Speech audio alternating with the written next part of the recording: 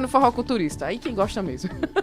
Agora 11h14, gente. Olha, recentemente, a Justiça do Trabalho condenou a Uber a pagar R$1 bilhão em danos morais coletivos e a assinar as carteiras de trabalho de todos os motoristas cadastrados na plataforma Uber no Brasil. A sentença foi proferida pela 4ª Vara do Trabalho de São Paulo. E aí, para a gente entender um pouquinho melhor dessa situação, a gente chamou aqui o advogado trabalhista e professor universitário, o doutor Marcelo de Barros Dantas, está conosco hoje, vai tirar todas as nossas dúvidas e o que é melhor, né? A dúvida de quem está aí do outro lado. Eu sei que tem várias pessoas que trabalham com aplicativos, que nos ouvem diariamente aqui, Edivan Martins. Eu tenho certeza que a pulguinha tá ali atrás da orelha do que vai acontecer ou não a partir de agora. Professor, doutor, seja muito bem-vindo. Prazer tê-lo conosco aqui, pra gente entender um pouquinho mais aí do que tá acontecendo aí. Principalmente com essa plataforma, né? Que a gente, quando pensa em plataforma, pensa logo do Uber, né? Mas tem várias outras. Bom dia pro senhor. Bom dia, Andresa. Bom dia, Edivan. Bom dia, pessoal que nos escuta. É um prazer estar aqui. Quando me fizeram o convite, prontamente atendi, porque sei da qualidade do programa de vocês, sei da seriedade, e vim aqui para bater papo, para falar um pouquinho sobre essa decisão e qualquer outro assunto relacionado a direito do trabalho. Eu estou aqui para trocar essa ideia. Que bom. Dei uma pesquisada sobre o tema, né? Ele me convidou, a gente conversou ainda muito superficialmente, né? Mas eu imaginei do que se tratava e é um tema, de fato, muito intrigante. É a realidade hoje de uma nova porta de trabalho. E aí eu tô aqui aguardando as dúvidas de vocês para a gente tentar trocar uma ideia. Como é que o senhor recebeu essa decisão lá do juiz de São Paulo, né, Maurício Simões, se não me engano, com relação a essa canetada que ele deu, aplicando esta multa à Uber e pedindo para assinar a carteira de todos os motoristas? É por aí? Vamos entender o contexto em que houve essa decisão, né? E numa linguagem não jurídica. Certo. Vou tentar, na medida do possível, ser não jurídico, né? É uma ação civil pública, Ministério Público do Trabalho, falando em nome de uma coletividade, e a coletividade seriam os motoristas dos aplicativos. Nesse caso, a ação era direcionada em desfavor da Uber do Brasil, e teve uma condenação na 4ª Vara, uma condenação de primeiro grau, uma condenação primeira instância, onde, a título de indenização para o Fundo de Amparo ao Trabalhador, um dano moral coletivo, que na visão do Ministério Público, o fato da Uber abrir o aplicativo, abrir as portas para que alguém execute serviços por intermédio dela, geraria vínculo empregatício, na visão do Ministério Público. E como a Uber não reconhece esse vínculo empregatício, a ação se propôs com finalidade de que haja o reconhecimento. Então, além da condenação em R$1 bilhão, ordenou que em 6 meses, sob pena de R$10 mil por motorista, a Uber anote a carteira de cada um deles. É lógico que no primeiro momento, a sua pergunta foi como que você viu essa sentença. Isso. Foi impactante. Os colegas começaram a compartilhar a notícia comigo. Eu falei, isso não se sustenta. A primeira reação minha foi, não se sustenta. Acho que, e falo que não se sustenta por precedentes, por julgados. Precedente é um termo jurídico. Olha o Marcelo tentando fugir do juridiquês aqui. Mas por históricos de decisões no próprio Tribunal Superior do Trabalho, em Brasília, que seria a última instância da Justiça do Trabalho. A jurisprudência é contrária a essa posição, foi uma posição isolada. No sentido de não ter o reconhecimento de vínculo. Argumentos para o não reconhecimento de vínculo. O motorista fica com um percentual em torno de 70% a 80% daquilo que ele fatura. Ele não tem a obrigatoriedade de cumprir um horário específico, de atingir uma meta específica. Ou seja, os requisitos configuradores de um vínculo empregatício, na visão do TST, entre os motoristas e essas plataformas, não há uma relação amparada pela legislação trabalhista. Seria uma relação de cunho civil. Aí poderia me perguntar, não perguntar, eu já vou falando e já vou... Pois não, me cortem, tá? Porque quando eu pego a palavra eu empolgo. Mas qual foi o fundamento, então, para que a sentença condenasse a Uber nessa 4ª Vara do Trabalho de São Paulo, em R$1 bilhão? Eles começaram a desenvolver teorias estrangeiras a serem aplicadas aqui, na realidade do Brasil, que não é a mesma realidade do estrangeiro, de novas formas de subordinação na relação tomador de serviço e prestador de serviço. Qual é a subordinação clássica vista hoje no Brasil? Subordinação jurídica. Vou traduzir para um bom português o que é uma subordinação jurídica. É o empregado que está submetido aos comandos de um empregador. E desenvolveu-se a tese, nessa sentença, de uma subordinação estrutural algorítmica que haveria uma dependência do empregado, do motorista no caso, o que o consideraria empregado em virtude da necessidade de sua mantença ter que trabalhar cada vez mais, e isso geraria essa relação umbilical com a Uber. Só que nós sabemos que a realidade não é de todo motorista. Eu, por exemplo, vindo um dia desse, não lembro onde eu estava, eu acho que eu fui para um evento e peguei um Uber. E ele falou, terminei meu trabalho agora, e entre a minha saída do trabalho e a ida para casa, eu vou fazendo viagens do Uber. Qual é a subordinação que ele tem em relação a essa plataforma? E isso pode inviabilizar um serviço, um novo formato de relação trabalhista para a população que recebeu muito bem, né, a chegada desses aplicativos. Principalmente pelos valores, né? Porque os valores que se você comparasse ali, né, com o que a gente já tem aí na nossa, né, nossa terra aí, não quero dizer, o táxi em si, né? Vamos falar, não queria dizer, mas já usei. Se a gente comparar, infelizmente ali a gente tinha, né, uma diferença muito grande entre aquele transporte ali, melhor dizendo, né? O transporte usual e o transporte que seria novo ali com o Uber, né? Esse novo tipo de transporte tornou-se acessível. Era artigo de luxo andar em carros particulares de transporte que não fosse seu, né? E hoje é acessível, todo mundo faz uso. E uma decisão dessa, em sendo mantida, inviabiliza até a existência da plataforma dentro do território nacional. Agora, professor Marcelo, quando a gente fala em direitos, né? A gente está falando também aquela questão férias. Porque se você assinar a carteira, você tem direito a férias, 13º e a etc. sentença acena nesse sentido. Aí. Ela acena na obrigatoriedade de anotar a carteira e, consequentemente, todos os encargos. E o encargo, doutora Andresa, em média, para cada empregado, o que se paga a ele de encargo aumenta 48% a 50%. Então, você, além de ter uma remuneração, que no caso da Uber eu não vejo nem a questão da remuneração direta. Porque o motorista assume o risco de não ter nenhuma chamada, tanto quanto o aplicativo. Então imaginemos que hoje deu um azar, a cidade inteira está parada e não tem nenhuma chamada. Ele não ganha, o aplicativo não ganha. Ele está assumindo o risco da atividade econômica, tanto quanto o aplicativo. Isso, na minha visão, inviabiliza a mantença dessa sentença. Empregado não assume risco de atividade econômica. E a Uber já disse que não vai pagar nada, não vai cumprir nada, né? E muito provavelmente. E acho que chegando no TST, a Uber ganha. Eu fiz uma pesquisa breve agora, sentado ali, e fui buscar julgados aqui do TRT-21. TRT-21 é o Tribunal Regional do Trabalho do Estado do Rio Grande do Norte. A nossa região é o nosso estado do Rio Grande do Norte. E julgados, me ative a julgados do mês de setembro. Marcelo, existem ações dessa natureza aqui no Rio Grande do Norte? Várias. Só que ações individuais. Lá foi o Ministério Público falando em nome de todos os motoristas da Uber. Aqui ações individuais contra 99 Pop, RAP, que é de moto entrega. Isso. As sentenças, algumas em primeiro grau, reconhecendo o vínculo empregatício aqui em Natal, em varas do trabalho.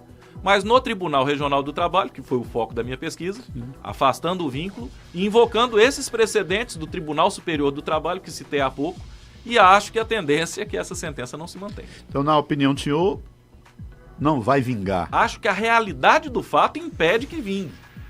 E aí, processualmente, a Uber muito provavelmente tem um jurídico estruturado para isso, levará o processo até o Tribunal Superior do Trabalho e pelos precedentes, que já fiz pesquisa recente, orientei um trabalho de conclusão de curso recente de uma aluna, Camila, que ela falava sobre isso, ela falava da impossibilidade de se reconhecer um vínculo entre motoristas e aplicativos.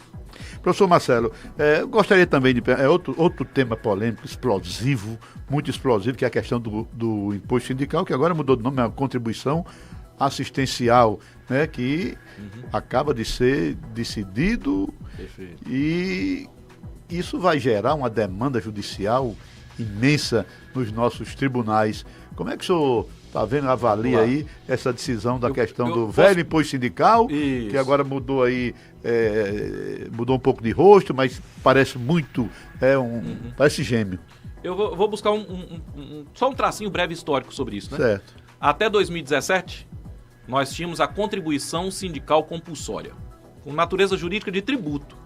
Eu, Marcelo, na condição de professor empregado, não sindicalizado, não filiado ao sindicato, um dia meu de trabalho por ano, em março, era retirado do meu contra-cheque e era repassado para o sindicato. em 2017, com a Lei 13.467, que é a reforma trabalhista, retira-se essa obrigatoriedade. Passa a ser facultado ao empregado contribuir para com o sindicato. Acabou com a receita compulsória que o sindicato tinha. E aí os sindicatos começaram a buscar outra fonte de receita. O mundo ideal seria, sindicato, mostre serviço que eu vou voluntariamente me filiar ao sindicato e pagar uma mensalidade. Esse seria o mundo ideal. Mas não é assim. E eles começaram a criar em acordos e convenções coletivas. Acordo e convenção coletiva, como é que eu falaria para o público leigo, Edivan? O senhor que é graduado em Direito, né? É advogado? Exerce a advocacia? Não. Como eu vou explicar para um leigo que é a convenção e o acordo? São instrumentos negociados, são negociações feitas entre os sindicatos e que os sujeitos submetidos a esses sindicatos são obrigados a cumprir como se lei fosse. E aí os sindicatos começaram a colocar contribuições para suprir aquele imposto sindical. O que se perdeu. Começaram a colocar nas negociações. Olha, fruto dessa negociação, está estabelecida uma contribuição assistencial. Deram o nome. E o que seria a contribuição assistencial? Para custear todo o processo negocial que o sindicato teve na conquista de melhorias para a categoria. Bateu isso lá no STF. É constitucional, é inconstitucional? O posicionamento do TST, até com base no precedente normativo 119, não é obrigado a contribuir ao sindicato quem não for filiado a ele. Quem não for filiado pode se opor a essa contribuição assistencial, criada em acordos ou convenções coletivas de trabalho. Esse seria o primeiro posicionamento. Aí vem o STF e dá essa decisão agora. Olha, passa a ser compulsória a contribuição assistencial. Se o sindicato criar no acordo ou na convenção coletiva, você é obrigado a contribuir. O empregador vai descontar da sua folha de pagamento e vai repassar ao sindicato.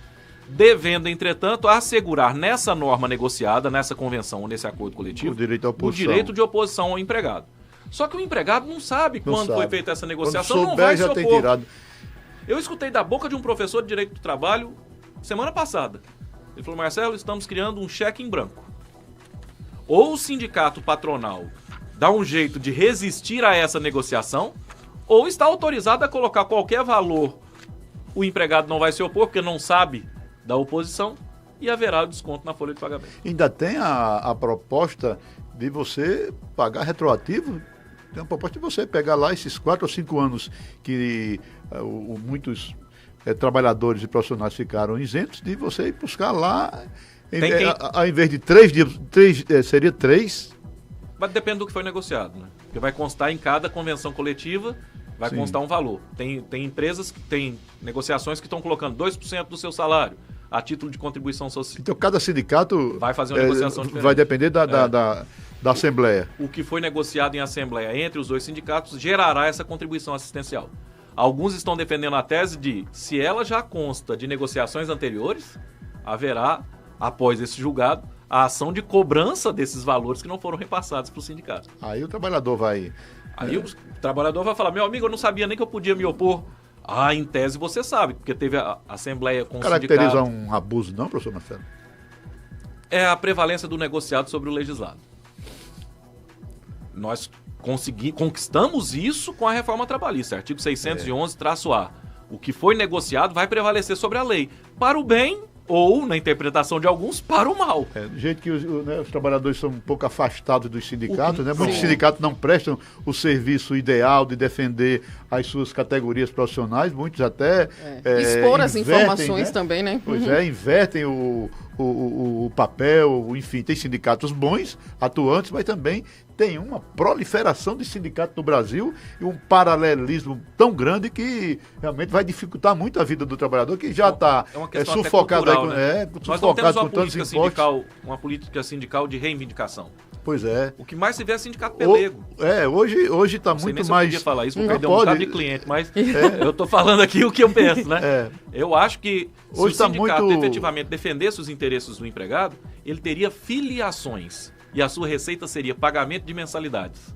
Agora, ter que impor algo para o custeio do sindicato, eu acho que vai na contramão de uma liberdade sindical. Porque eu acho que a pauta de muitos sindicatos hoje, ao invés das reivindicações das categorias, está uma pauta mais ideológica de aborto, de pauta política, e o que diverge muito daquilo. Então, daí um afastamento muito grande dos trabalhadores, dos profissionais na área dos seus sindicatos. Nós temos um outro tema aqui também, a reforma trabalhista, o que é que mudou na vida do advogado, na vida do brasileiro? Legal. Professor Marcelo Barros. É uma lei 13.467 de 17. Ela entra em vigor em 11 de 11 de 17, 11 de novembro de 2017. O imposto sindical veio nela a queda? Não, a queda caiu nela. Né? A não obrigatoriedade deu-se em 2017. Nós tivemos logo um impacto no número de processos, Edvan. Eu pensei, nossa, vou perder clientes em virtude disso. Uhum. Não. Passou-se a exigir dos advogados maior diligência na hora do ajuizamento de ações. Em que sentido eu digo? Porque criou-se ônus processuais para os litigantes. No primeiro momento, se o empregado entrasse com a ação e perdesse a demanda, ele seria condenado a pagar honorários ao advogado da empresa. Ah, mas ele é pobre nos termos da lei. Tá, ele vai pagar com eventual ganho que ele tenha obtido nessa ou em outra causa trabalhista. Então vamos imaginar, ele pedia 3 itens, ganhava 1, perdia 2. Com o dinheiro que ele ganhou do item 1, ele pagaria os honorários que ele perdeu dos outros 2 itens. Então durante muito tempo parou-se a aventura jurídica. Olha, eu vou entrar com ação só se o direito foi realmente violado. Eu não vou tentar criar uma tese, porque se eu perder eu vou ter que pagar honorários advocatícios sucumbenciais. Em 2021 o STF declarou inconstitucional impor pagamento de honorários sucumbenciais para quem for beneficiado pela justiça gratuita. Para mim não foi nada ruim, tá? Eu voltei a ter um bocado de ações. Eu advogo muito mais para empresa do que para empregado. Meu escritório é aberto a quem tem direito. Quem me procurar, eu vou trabalhar. Quem me procura mais é a empresa. E voltaram a ter as ações aventureiras. Poxa, se o cara não tem nada a perder, vou entrar com ações.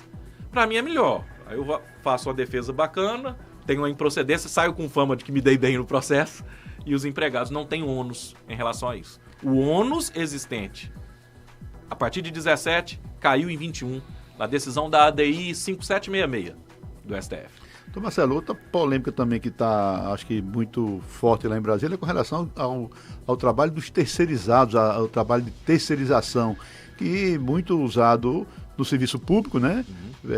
Pelas prefeituras, governo federal, governo estadual e também do privado, né? Como é que o senhor está vendo essa questão dos terceirizados, esse novo debate que o Brasil está assistindo? É uma realidade, né? Não tem realidade. Eu acho que qualquer ambiente onde se vai tem realidade é que acredito que isso iniciou nos anos 60, a questão do terceirizado por aí. Na crise do petróleo, no início dos anos 70, foi o boom da terceirização, que eles tentavam encontrar uma nova modalidade de prestação de serviço. Tem até uma lei 6.019 de 74, Sim. que as alterações regulando a terceirização no Brasil mudaram a lei em 2017, mas em uma normatização de 74. Maior impacto.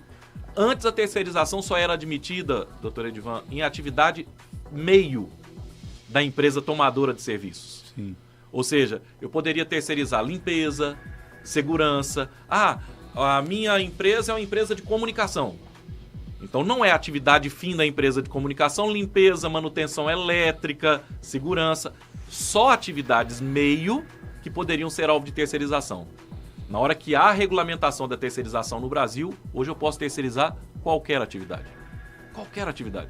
Eu posso terceirizar toda e qualquer mão de obra dentro da minha empresa. E muitas empresas, até para se livrar de algumas questões trabalhistas, não ter muita dor de cabeça, né? Perfeito. Prefere a terceirização. Um pastor uma vez me perguntou, Sim. um amigo que é pastor, ele falou, eu estou pensando em terceirizar lá na minha igreja algumas mãos de obra, mas sai mais caro, não sai, professor? Porque se eu for contratar o empregado, o que seria o ganho da empresa terceirizadora dos serviços, de prestação de serviços a terceiro, eu vou estar economizando. Eu falei, mas você ganha tanta... Aí eu falei, não, de fato é. Aí passou um pouquinho, ele me liga. Professor, eu evito tanta dor de cabeça com a terceirização, hein? Eu falei, que tipo de dor de cabeça que você evita? O tal do atestado. O atestado, pra mim, não existe. Porque o empregado apresentaria atestado para a minha pessoa na condição de empregador. Para a terceirizada, se ele apresentar o atestado, a terceirizada me manda outro cidadão no lugar daquele. Então a dor de cabeça eu estou pagando pela terceirização. Acho que é uma realidade mundial. E pelo menos foi regulamentada, que no Brasil até então era matéria sumulada pelo TST, na súmula 331, e agora está a regulamentação, assegura-se direitos para os empregados de terceirizada, responsabiliza o tomador de serviço, o que antes era só uma construção jurisprudencial, hoje é legislado. Eu acho que foi um benefício, tanto para os tomadores de serviço terceirizado, quanto para os próprios prestadores de serviço terceirizado, os empregados das terceirizadas. Doutor Marcelo, você é um professor, né, já renomado, muito querido pelos alunos, mas aí é muito atencioso, né? E a gente vê aqui, pela sua participação, o conhecimento que tem nessa área. E o senhor, como professor dessa área trabalhista, o mercado de trabalho para os alunos, o que é que o senhor aconselha em sala de aula? É um bom segmento, uma boa área de atuação, advocacia trabalhista? Eu costumo falar, Edivan, Andresa, que a parte de ganhar dinheiro eu faltei a aula, sabe? Aí quando alguém me pergunta, e o mercado como tá? Eu falei, cara, eu sobrevivo nele, mas eu não sei ganhar dinheiro. O legal que eu acho, eu sempre acho que é uma porta aberta. Sempre é uma porta aberta. Relação empregado-empregador vai existir sempre. Relação de trabalho vai existir sempre. Sempre vai ter alguém precisando de uma mão de obra e alguém disposto a executar esse empréstimo. E sempre há, por ser algo muito do cotidiano, algo muito personalíssima essa prestação de serviço, sempre há litígio. Então sempre vai existir. De anos em anos vem aquela bandeira para a extinção da justiça do trabalho. Sempre vai existir. Não tem como extinguir. Precisa dessa proteção. Senão a empresa aniquila a mão de obra. Não existe mais justiça do trabalho, certo? Vocês têm liberdade agora. Eu coloco no papel o que eu quiser e o prestador de serviço, para alimentar-se, recebendo alguma grana, ele vai assinar o que eu colocar no papel. Então precisa da justiça do trabalho para correção. O que eu digo é um mercado bom. Eu falo para o meu aluno, é algo que eu gosto, eu fico tão feliz na hora que eu passo por ex-alunos. Hoje, nessa audiência que tive hoje pela manhã, a minha cliente é uma ex-aluna. O advogado do lado contrário era um ex-aluno meu de pós-graduação e a juíza foi minha colega no mestrado. Aí eu falei, cara, tô em casa, né? Aí eu tomei a palavra e falei, vamos resolver isso, vamos fazer uma coisa. E fizemos. Eu falei, eu tô em casa, nós somos amigos de todos, vamos resolver isso aqui. E fizemos uma composição. E é legal ver que os meus ex-alunos estão no mercado. Alguns ganhando N vezes o que eu penso em ganhar hoje. Sim. E eles sabem fazer acontecer. Eu acho que a arte de empreender no direito é muito nato, varia de pessoa para pessoa. Mas que o direito tem portas e a porta trabalhista está aberta e com o mercado está. Tendo capacitação, qualidade. Não adianta só propaganda. Hoje as redes sociais, você vê propaganda demais, mas a propaganda sem conteúdo profissional e técnico, ela é inócua. Ela é vazia, já ela é frágil, ela é débil, você perderá os clientes. Então o ideal é você ter essa base e saber empreender dentro dos limites da ética que a advocacia permite. Sem contar, professor, que segundo informações aí, a advocacia trabalhista, né, ela é uma das melhores do nosso país, né? Eu já ouvi muito falar, olha, é coisa trabalhista, então vai sair logo, vai caminhar, vai dar certo, entendeu? Então, assim, né, é um meio ali que você, né, se tiver gostar desse meio, tenho certeza absoluta que acho que a coisa em si vai acontecer. É célere. A resposta é bem mais rápida do que a resposta nos demais ramos do direito. Exatamente. Isso eu tenho pro bem ou pro mal. Se você está representando a empresa, você vai pagar mais rápido exatamente. Também. Mas que ela acontece, né? Que ela não passa ali anos e anos e anos, a pessoa esperando ali uma sentença, né? Não, ela é célere, ela acontece e você vê ali a coisa acontecendo. É efetiva. Eu acho que a palavra adequada seria efetividade com celeridade. Exatamente. Quero aproveitar e mandar um abraço para o nosso ministro do TST, né? Que a gente está falando aqui muito em trabalho, nosso querido Emanuel Pereira, que fica escutando o programa lá em Brasília, manda mensagem, as postagens, uns brincando, outros dizendo, é muito brincalhão. Que legal saber que estarei sendo ouvido por um ídolo. É outra história. Professor, quero agradecê-lo, muito obrigada, viu, pelas colocações, por todos os esclarecimentos.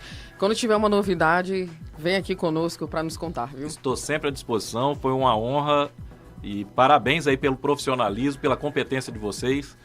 Me deixaram muito à vontade. Que bom, a gente espero fica que a feliz. galera que está nos ouvindo tenha absorvido alguma coisa, tenha gostado, que eu tenha servido, tenha sido útil de alguma forma na vida de alguém. Foi bom demais. Tenho certeza disso. Professor Marcelo de Barros Dantas, né, advogado trabalhista, professor universitário de Direito e Processo do Trabalho. A gente só tem a agradecer aqui as colocações. 11h39, a gente vai correndo para o nosso intervalo comercial, a gente volta já para trazer o nosso último bloco